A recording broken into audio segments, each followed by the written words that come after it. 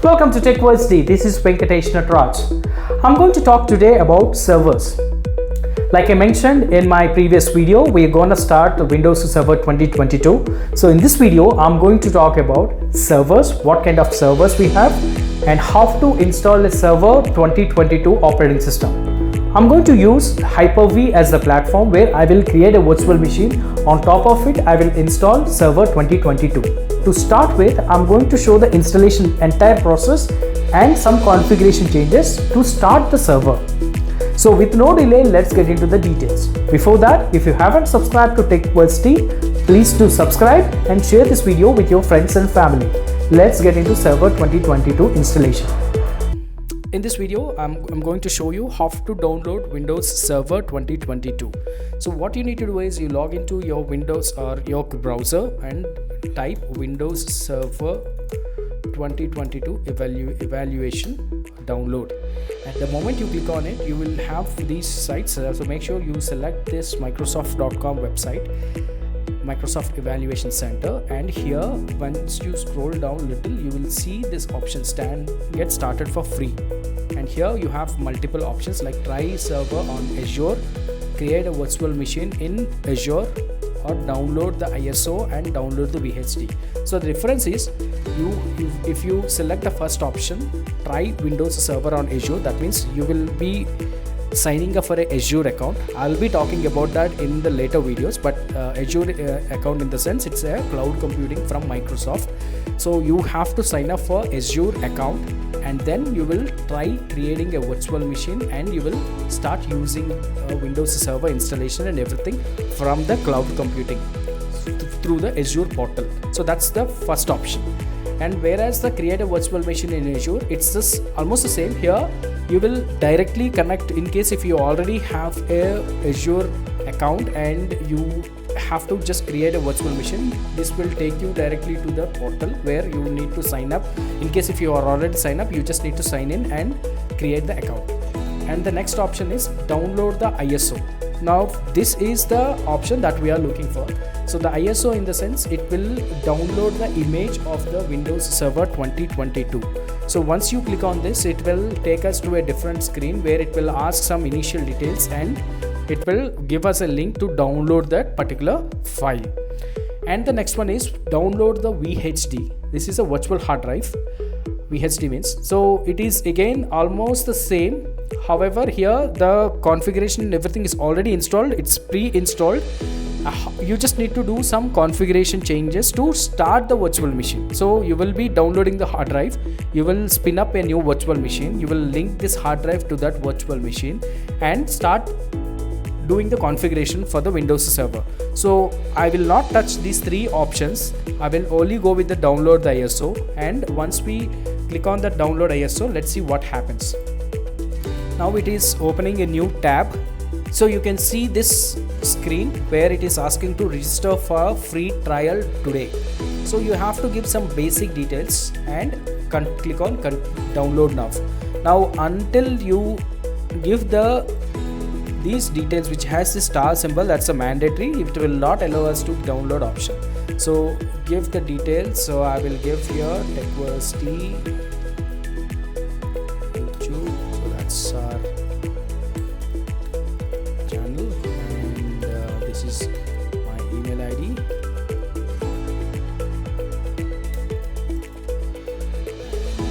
And, company name is tecversity. Region is India. Company size hardly 1 or 2. Just connection 2 to 4. You can give the job role. I'll just give the content creator. And here you just give a number. So for now I'll give these numbers. So here it's asking, would you like to listen and get emails about some offers? No, I will not do anything. So click on download now. The moment I click on download now, it will take me to a different page. So you see here it is again giving us same options. ISO download for 64-bit and VHD for 64-bit. I mean that VHD is actually created on Windows Hyper-V, which has a 64-bit version on it. So it's the same options that we have seen in the initial. So I'll just go with this option, and before that I'll show what are the other options. So this server 2022 also available in multiple languages, so it's multilingual. So if you want to download for Japanese version or Italian version or Spanish, you can select those. For now we will go only with the United States English. So I'll just click on this and it will start downloading. Now you can see it started downloading. It's around 4.7 GB of file, and it will take 2 to 3 minutes for me to download the entire ISO file.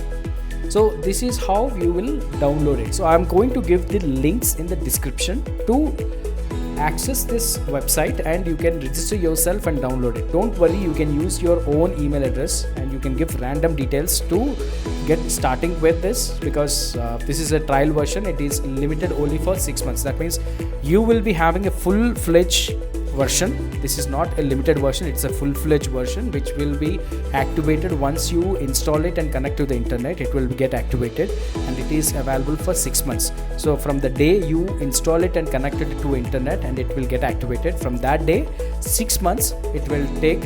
It will give you full access, so you can do whatever you want to do it, and you can play around and learn with Windows Server 22. Now once this installation is done, I will create a virtual machine and I'll show how to install it on a step-by-step process. So I have the Hyper-V console open now. I will be creating a virtual machine, and on the Hyper-V virtual machine I'll show how to install the Windows Server 2022. Now I have this console here. I will create a virtual machine. So click on next, give the Windows Server 2022. Next, I'll select generation 2. I'll explain about this generations 1 and 2 in some other video while I'm explaining about the Hyper-V. I'll give the startup memory as 8 GB because anyways I have 32 GB inbuilt on this system, so I'll give 8 GB. And for now I don't give any connection. Click on next. Here I'll create a virtual hard drive, and here I have to give the image that is used to install the server. Now here it's asking for the ISO, the second option. Now this is where I actually downloaded this, right? So I will give that link and click on next. So click on finish. Once I click on finish, I'll right click on the server, virtual machine server that I have created. So I'll go to the settings and I will select the memory. Anyways I gave 8000, and the processors I'll select as 16. Doesn't have any problem if I even select 16. Now I'll click on apply, okay, and I'll connect. Now I'll start this. So this is the virtual machine. Now it's getting started, and you see here it is asking to press any key to start with. So that is when actually the BIOS says press any key to start. So that's when you click on any button, then it will start from the it will start booting from the ISO file that we have given. So I have selected it, and now you can see this screen. So here it is asking us to continue with the installation process. Now language to select, I won't change anything. English. Time and currency, I would either I can continue with as it is, or I will select India.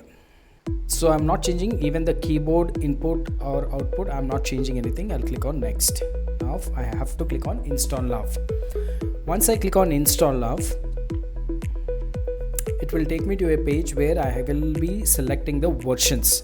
Now here I have multiple versions: Windows Standard Evaluation, Windows Standard Evaluation Desktop Experience, Standard Evaluation, and Standard Data Center Evaluation and Data Center Experience. So what exactly this is? So we have three different type of versions. That's Windows Standard Server, Windows Data Center Server, and Essentials. So we see the server, standard, and data center available in the ISO image that we are selecting. So what's the major difference here? So there are limitations. When we say a standard version, there will be some certain limitations. What are those limitations? Is it is, if you are selecting the standard, it will primarily used in the physical machines and very little or minimal used for virtualization environment. If you are trying to spin up some virtual machines, you want to maintain your infrastructure on Hyper-V or a virtual or a VMware environments, then there are limitations. The number of servers that you create or the entire environment is very minimal for the virtualization environment when you go with the standard. So when it comes to data center version, it is highly virtualized. That means you can manage the entire infrastructure mostly on the virtualized environment. Either you can go with the VMware or a Hyper-V or any other virtualization option that you have. And the licensing depends on the number of cores that you use. That depends on the server that you use, the hardware, and the number of cores that it runs. Depends on that, the licensing will change. Regarding the CALs, that I will be discussing separately in a different video. For now, I will be skipping that part.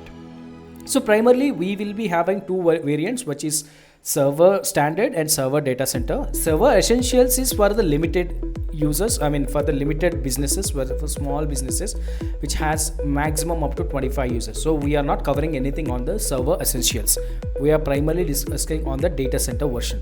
And the ISO that we have downloaded, it has ability to serve your purpose for data center as well as standard. So I would recommend you to do your research or your practice on data center. That will give you much extensive options so that you will get better understanding how the operating system works. So yeah, pretty much these are the versions. And if we go back to the old screen, the installation screen.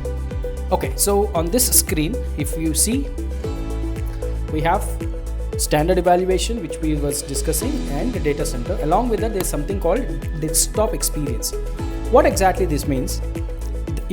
I would recommend you to select the desktop experience. The reason, what exactly the difference here is, the standard evaluation, if you select it, it will just come up only with the command prompt. That means you will have only the command user interface. You will not have any graphical interface. You have to run your server, or you have to make changes or configure using the commands. And if you want, like in general, like a Linux operating system, how people use it, it's almost the same kind of ability. You will drive completely using the command prompt, or you have to run using the PowerShell. I would recommend you to select the data center evaluation desktop experience or standard. Data center would be much better because it will give much options. So select the desktop experience and click on next. This is a kind of EULA, end users agreement. So click on next, and here, since we are doing this for the first time, there is nothing called upgrade. We have to go with the custom installation. So select this option, and here we will be formatting the hard drive. While we are creating the virtual machine, it has asked us to create the hard drive, and that I have selected a dynamic hard drive. That means gradually or incrementally, depends on the size, it will increase the hard drive size, and the maximum size it grows up to is 127. I will be explaining more about these options in Hyper-V tutorials, but for now, you select this, click on next. The moment you click on next, what happens is it will create the by default whatever the partitions is required, and it will start installing the server related files. Now if you see the copying Microsoft Server operating system files completed, getting files ready for installation, it is going pretty fast. So within next 3-4 minutes, this entire process will be finished.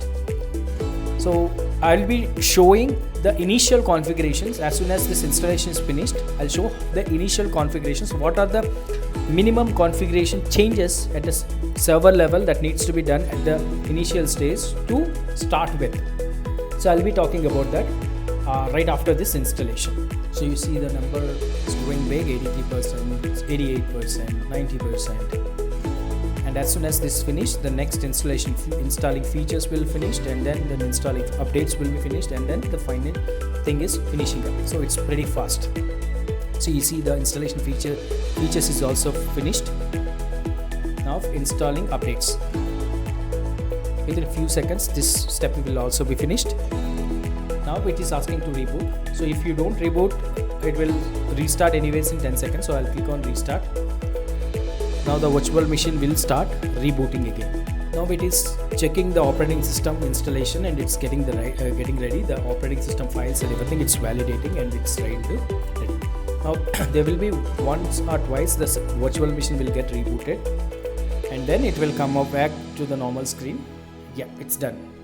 So you can see now it's asking for us to start with and asking for the password. So by default the username is started as administrator.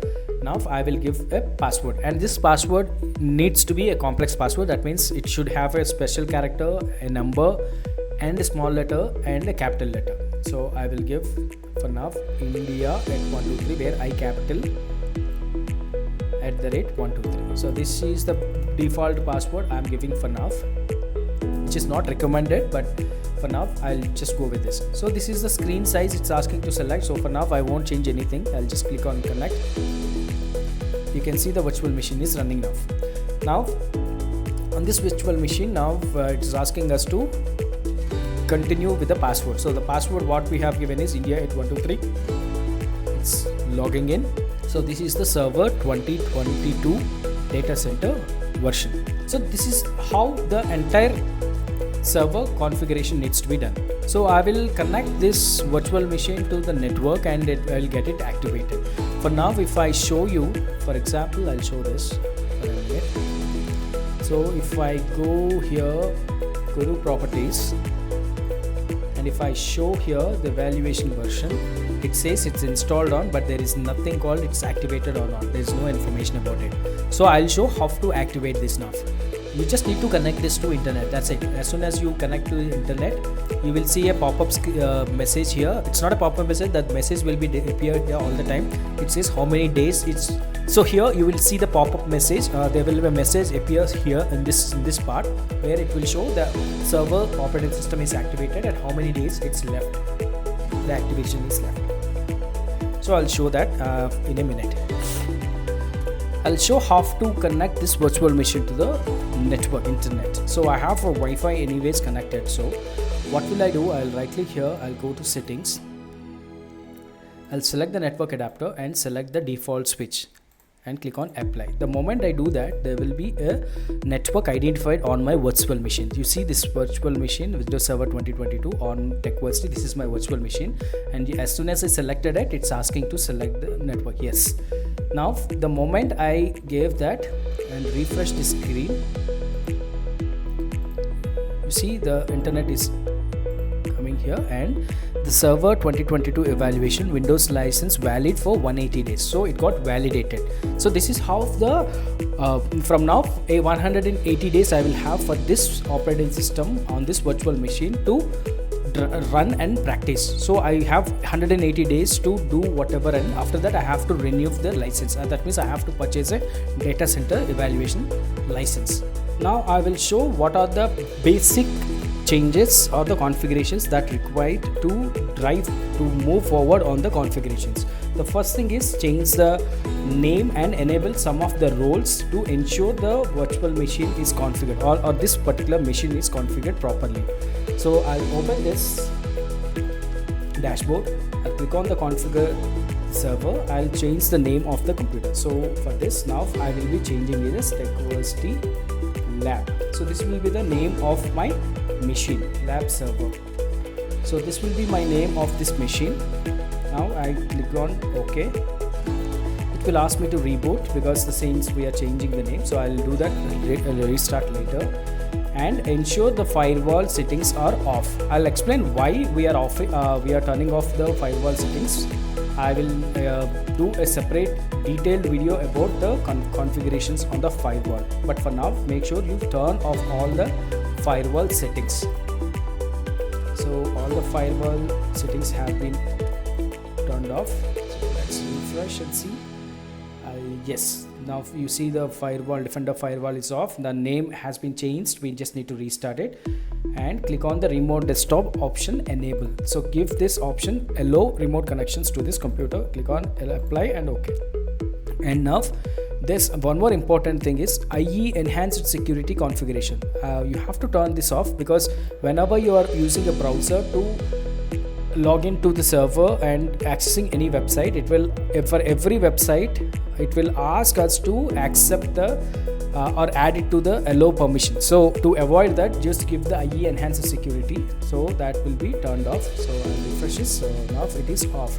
So for now, these are the primary configuration changes, and there are few other roles, not roles, in fact features that I will need to ensure this needs to be part of the initial installation. So ensure the .NET Framework 3.5 is installed.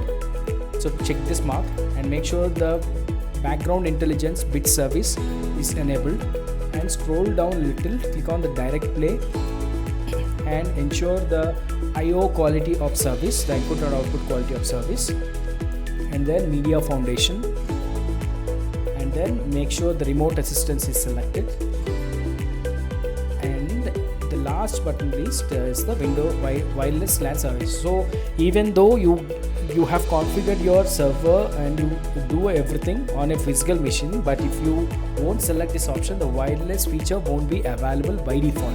You have to get this done. Now I am on this screen. Now I have selected these are the features or the options that I want to configure on this as a basic. Now before I proceed and click on the restart the destination server and install, it requires some of the features will require additional binaries. That binaries are available on the ISO file.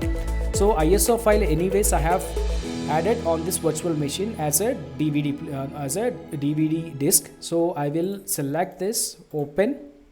This is the ISO image that actually we initially downloaded. So in this, go to sources, SXS.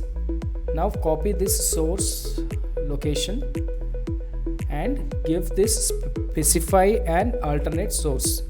So what we are doing is, when some of the features that you are installing, it requires an additional binaries that needs to be from the installation file. Now that installation file anyways we have given as an ISO image to as a DVD drive. Now from that drive there is a folder called sources/SXS.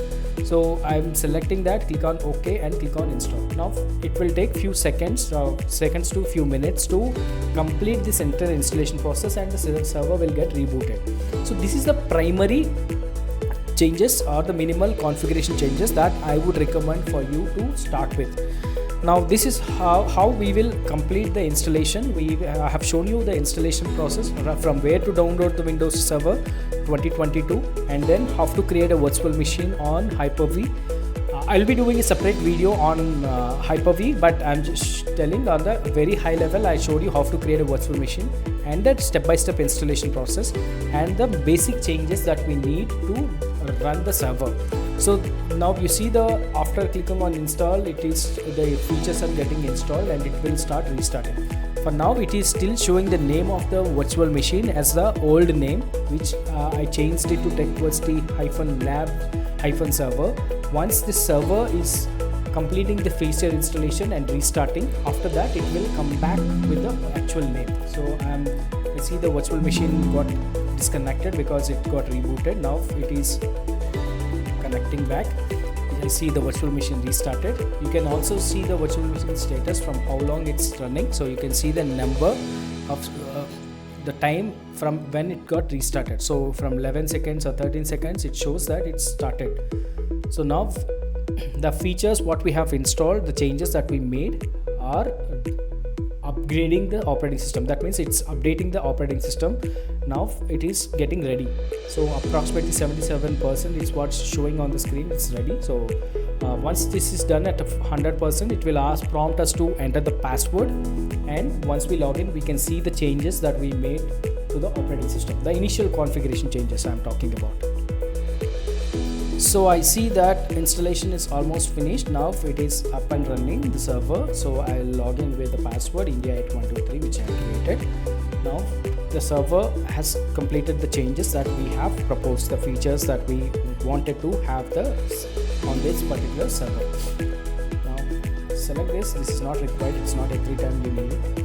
Now you see that feature installation screen has come back again and it says click on close. Now once I click on this, now if I go here, I can see the computer name is updated as tecversity-lab-server, and all the features that I want on the server has been successfully completed. So pretty much this is how you will configure the initial server. So in the next videos I'll be talking more about the other features, other roles. We have several roles available in each server. I will be talking in detail about each role, and I will be covering how to configure that, and we'll see how to make a secured server, how to build a strong server. So pretty much this is for this video. If you like this video, please share your feedback in the comments, and hope this information is useful, and make sure you click on the bell icon for the notifications for the upcoming videos. Ensure you subscribe to tecversity and share this video with your friends and family. Have a good day.